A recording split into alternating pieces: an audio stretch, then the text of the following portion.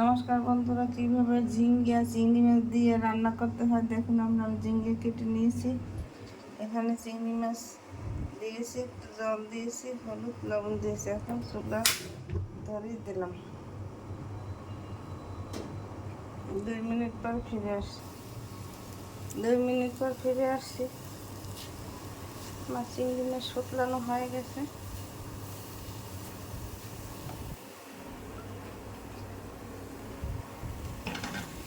ঝিঙ্গে দিয়ে দিলাম।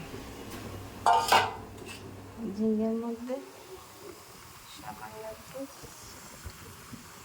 জল দিয়ে দিলাম।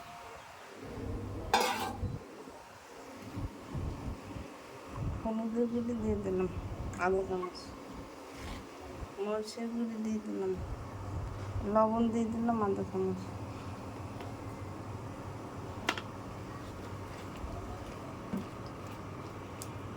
ঝিঙে দিয়ে জল বেরিয়ে যাবে। কাঁচামরিচ দিয়ে দিলাম 1 চামচ, 2 চামচ বাটা।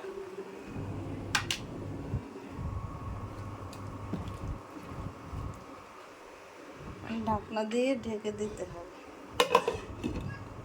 2 মিনিট পর ফিরে আসি। 2 মিনিট পর ফিরে এসে এপাশে আমি ফ্রাই প্যান দিয়ে দিয়েছি। ফোড়নের জন্য তেল দিয়ে দিলাম 1 টেবিল চামচ।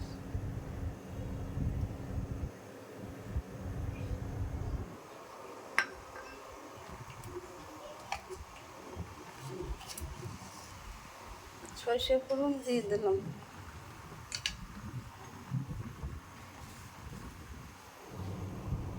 দু মিনিট পর ফিরে আসি। আমার ঝিঙ্গা প্রায় হয়ে গেছে। এর মধ্যে একটু সরষে বাটা দিয়ে দেবো।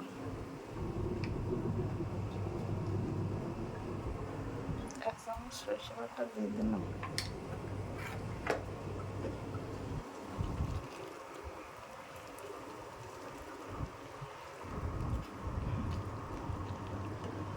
ফোড়নের জন্য তেল দিয়ে রেখেছিলাম, সেই তেল দিয়ে দিলাম।